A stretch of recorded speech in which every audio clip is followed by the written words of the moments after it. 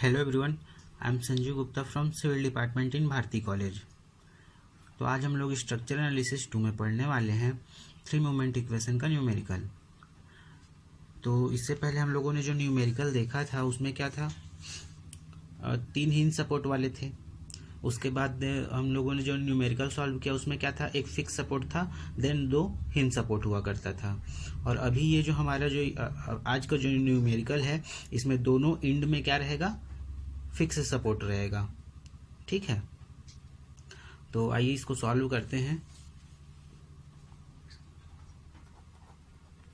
तो जैसे कि आप लोगों ने इससे पहले वाले न्यूमेरिकल में देखा था कि जो एंड फिक्स होता है, ठीक, वहाँ मूवमेंट जीरो नहीं होता। इट मीन्स वहाँ से हम लोग एक क्या करते हैं, इमेजिनरी लाइन एज्यूम कर लेते हैं। ठीक है, तो इधर इमेजिनरी लाइन एज्यूम कर लेते हैं ओ ए, और इधर इमेजिनरी लाइन एज्यूम कर लेते हैं सी पी। ठीक, क्यों? अब इसकी वजह से क्या होगा, मूवमेंट एट पॉइंट सी और मूवमेंट एट पॉइंट ए ये क्या होगा, जीरो नहीं होगा। तो यहाँ पास क्या करेंगे हम लोग, तो यहाँ पास हम लोग क्या करेंगे, सबसे पहले लिखेंगे assume an imaginary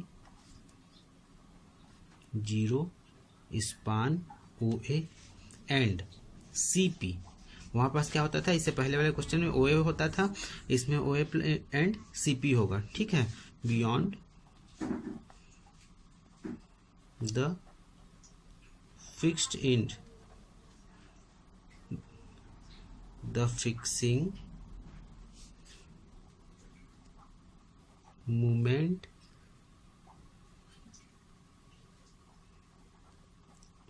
eight the imaginary support of zero span.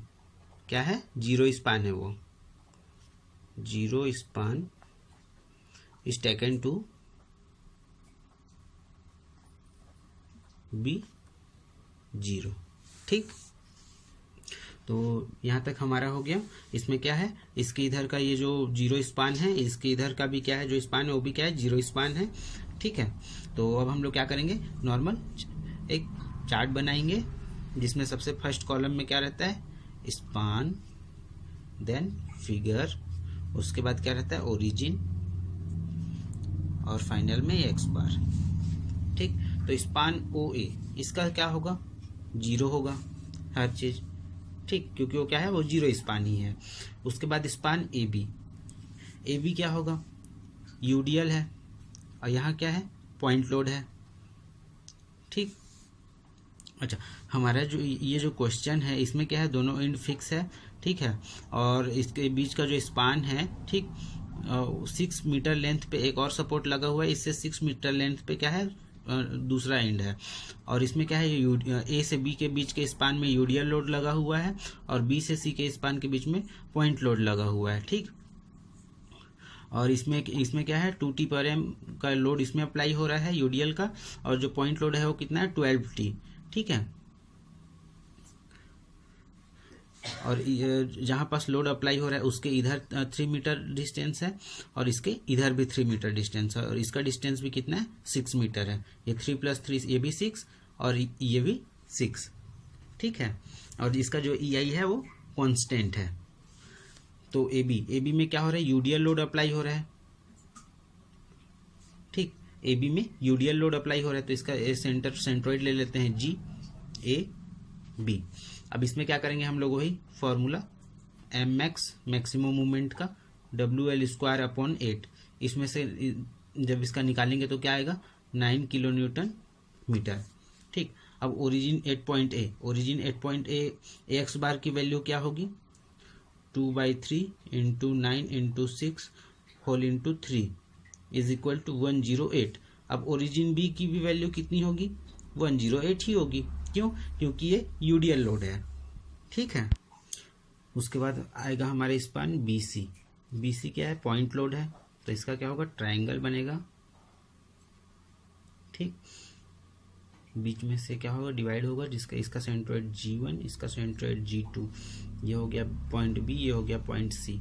इसमें कौन सा फॉर्मूला लगेगा, maximum movement M max is equal to WL/4। WL/4 क्यों, क्योंकि इन दोनों के बीच का डिस्टेंस सेम है, इधर भी 3 मीटर, इधर भी 3 मीटर, तो इसका कितना आएगा 18 kilo Newton metre.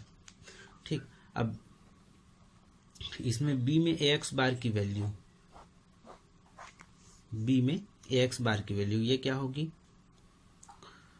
1/2 into 18 into 3 into 2 into 3/3 plus 1/2 into 18 into 3 plus 3/3। इसका वैल्यू क्या आएगा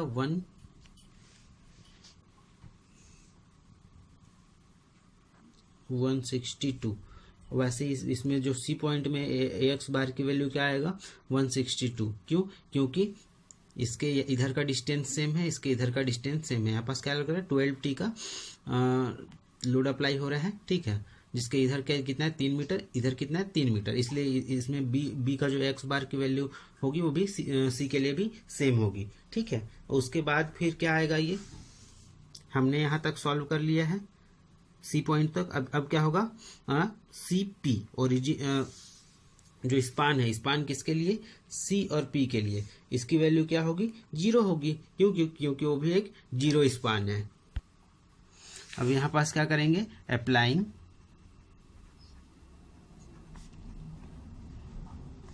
three movement equation in span OA and AB। ठीक, तो जब इसमें थ्री मूवमेंट इक्वेशन अप्लाई करेंगे तो हमारा जो फॉर्मूला में वैल्यू पुट करेंगे तो क्या आएगा 0 + 2MA 0 + 6 + MB into 6 is equal to -6 0 + 108/6। ठीक, तो ये क्या बन जाएगा 12MA + 6MB is equal to -108। ये हो गया हमारा इक्वेशन 1। फिर से क्या करेंगे, applying three movement equation in span AB और BC। तो यहाँ पास क्या बनेगा, हमारा जो इक्वेशन रहेगा वो MA इंटू 6 + 2MB 6 + 6 + 6MC। यहाँ MC 0 नहीं होगा, ठीक है, -6 108/6 + 162/6। तो ये वाला इक्वेशन क्या बन जाएगा 6MA + 24MB + 6MC। यहाँ पास MC 0 नहीं होगा, सब में क्या होता था मूवमेंट एट पॉइंट सी क्या होता था 0 हो जाता था, लेकिन यहाँ पास 0 नहीं होगा, इज इक्वल टू -270। ठीक, अब फिर से क्या करेंगे, अप्लाइंग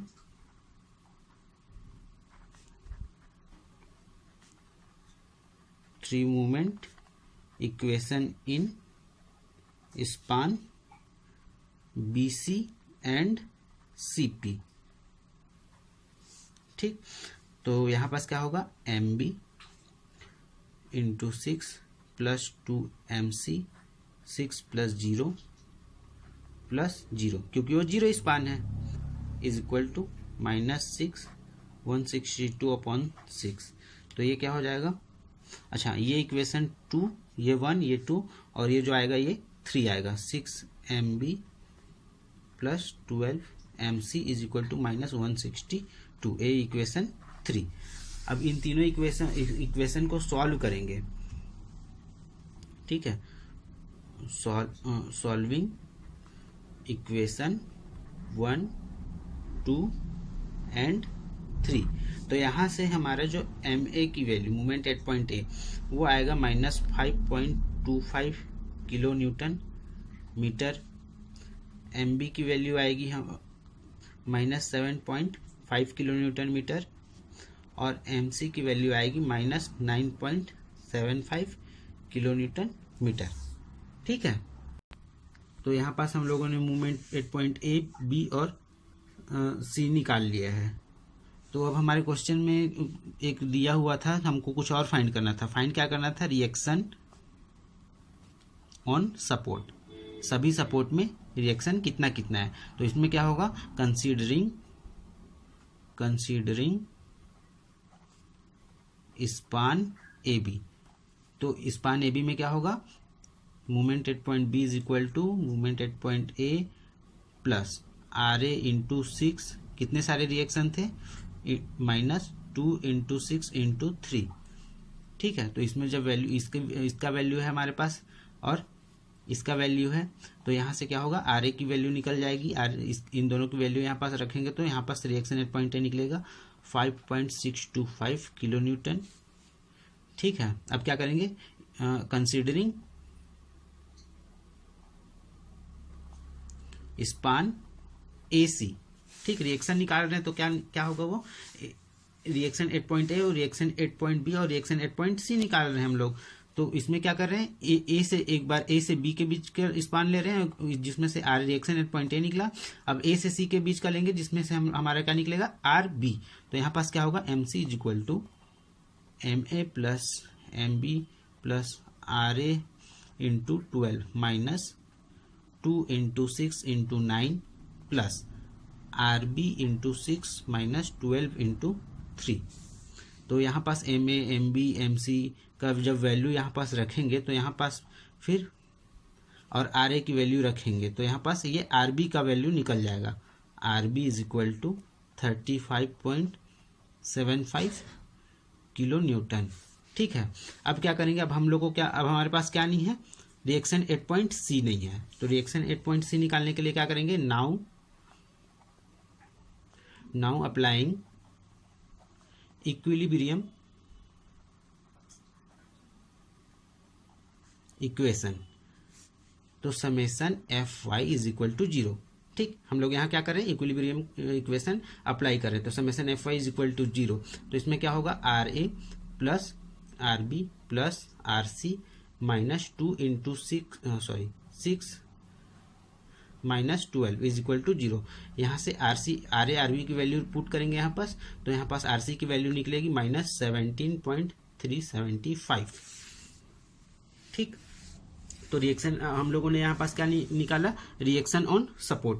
तीनों सपोर्ट में कितना रिएक्शन लग रहा है उसको निकाला। अब हम लोग क्या करेंगे? नॉर्मल बेंडिंग मूवमेंट इसका ड्रॉ करेंगे। तो नॉर्मल बेंडिंग मूवमेंट ड्रॉ करने के लिए क्या करना पड़ेगा हम लोग को? सबसे पहले हमारा जो स्पान है उसको हम लोग को ड्रॉ करना पड़ेगा। स्पान ए बी और सी। तो मूवमेंट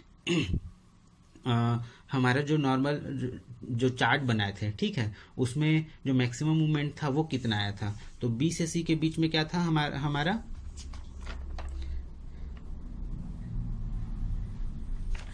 ए से बी के बीच में यूडीएल लोड था। ठीक है, जो कितना था? 9। और बी से सी के बीच में क्या था? पॉइंट लोड था, जो था 18, मतलब इसका जस्ट डबल।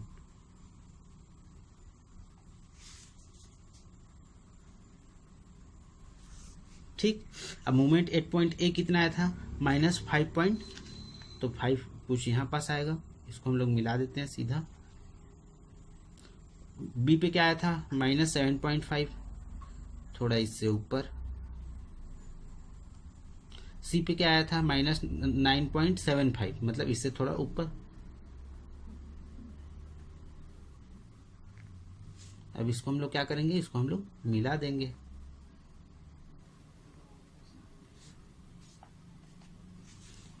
और इसको क्या करेंगे? माइनस प्लस कर देंगे। ये पॉजिटिव था, ये भी पॉजिटिव था, ये निगेटिव था, ये भी निगेटिव था। ठीक है, ये कितना था? यहाँ पास 9, ये 18, ये -5.25, ये -7.5 और ये कितना होगा? -9.75। ये माइनस को यहाँ पास नहीं भी लिखेंगे तो चलेगा, क्योंकि हम लोगों ने यहाँ पास शो कर दिया है। उसके बाद सिंपली इसको क्या करना है? हम लोग को ड्रॉ कर देना है।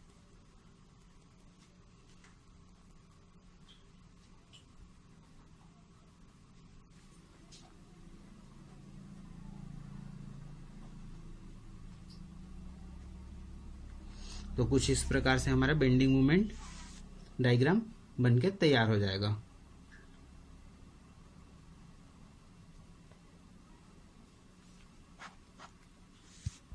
Thank you.